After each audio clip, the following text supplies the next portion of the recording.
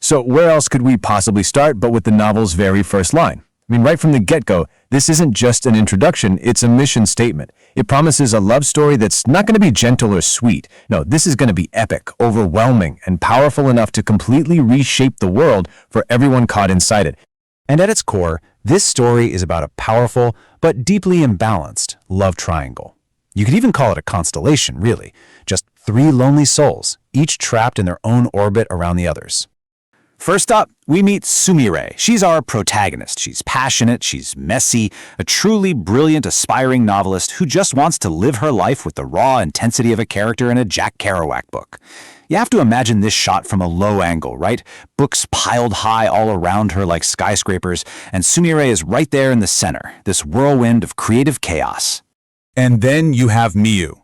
And for our storyboard, it's absolutely crucial that we first see her exactly how Sumire sees her, like a vision of pure elegance and mystery from across a crowded room. She's beautiful, successful, totally enigmatic, and 17 years older. Miyu is the calm magnetic center that Sumire's tornado is about to start spinning around. And finally, rounding out this trio, we have our narrator, Kei. He's Sumire's best friend, her only friend really, and he is just hopelessly in love with her. He's the silent observer, that third point in our lonely constellation, watching this entire emotional storm unfold from the quiet sidelines. Okay, so you've got these two completely different worlds. Sumire's chaotic literary life and Miyu's elegant, ordered one. So how on earth do they collide? Well, it all kicks off with a simple, kind of charming little mistake. So back at that wedding reception, Sumire is just passionately going on and on about her idol, Jack Kerouac, and the beatnik generation. And Miyu, she's trying to connect, and she misremembers the term beatnik as Sputnik. But look, the conversation, that's not what's important here. The important thing is this small, almost unconscious gesture from Miyu that comes right after. As she just gently ruffles Sumire's hair, everything changes. For Sumire, it is a literal thunderbolt. You can see it in her eyes. The whole world just stops. And just like that, you see how this beautiful, kind of melancholy nickname is born. The name forever ties Miyu to this image of Sputnik, a lonely satellite, a fellow traveler, just streaking soundlessly through the vast, empty blackness of space.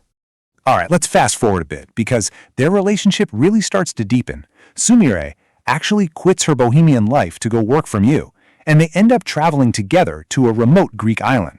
And it's here, this is where the story takes this sharp, totally surreal turn into a deep mystery. So you have to picture this scene. One night, Miyu, whose hair has mysteriously turned completely white, reveals the traumatic secret that changed her life forever. She finally explains why she just can't return Sumire's passionate feelings. It's a story she has never told a single soul. And she tells this story about a night from her past where she was trapped, all alone, at the very top of a Ferris wheel. And from that high-up vantage point, she saw something absolutely impossible. And this is the moment that shatters everything. Through her binoculars, Miyu sees herself, a perfect copy, a doppelganger, in her own apartment window with a man she despised. In that one instant, she believes a fundamental part of her was literally stolen, split off, leaving behind the person we see now, someone who is incapable of desire, a person who feels like only half of her former self. So after Miyu drops this absolute bombshell, and after a night of just intense emotional turmoil between the two of them, the central mystery of the novel unfolds with the rising sun. The next morning, Miyu wakes up and Sumire's gone. Her room is just empty. There's no sign of a struggle, no note, absolutely nothing, except for her computer, left on her desk. So Miyu, completely panicked, does the only thing she can think to do. She calls Kei. And just like that, our narrator is suddenly pulled from the sidelines and thrust right into the heart of the mystery, flying all the way to Greece to help search for the woman they both love. And in that same empty room, Kei finds her final writings on her computer. But they're not a suicide note, not at all.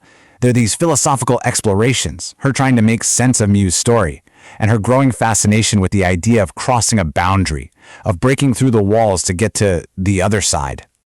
Okay, so this is really the key to the whole thing. It's the metaphor that's been hiding in plain sight this whole time, the one that ties this entire heartbreaking story together. You remember that word Mew messed up right at the beginning? Sputnik? Well, it turns out Sputnik actually means fellow traveler in Russian. Her charming little mistake turns out to be the perfect, most poetic key to understanding the whole novel's theme of profound connection and even more profound isolation. And this all leads to this heartbreaking realization at the core of the story. You see, despite their deep emotional bonds, the characters are fundamentally alone. As our narrator realizes, they were wonderful traveling companions, but in the end, no more than lonely lumps of metal on their own separate orbits. I mean, this one image just perfectly captures that whole tragic idea, right? Our characters have these brief, beautiful moments where their paths cross, but ultimately they just keep on going, alone, separating back into a universe of just deep loneliness. So, the search in Greece, it turns up nothing. Kei returns to his quiet, lonely life in Tokyo, and the story wraps up with one of modern literature's most famous and most hauntingly ambiguous endings. In the middle of the night, his phone rings. It's Sumire. Her voice sounds close, it sounds real. She tells him she's in a telephone box nearby and just asks him to wait for her. But is it really her? Or is this a dream, a ghost, a call from that other side? We and Kei, we just don't know. And so we're left right there with Kei, looking up at the same half-moon that Sumire says she can see, wondering if she has truly crossed back over from wherever she went. The story just ends, leaving us, the readers, to ask ourselves about the nature of reality, of love, and whether our own separate orbits can ever truly and permanently intersect.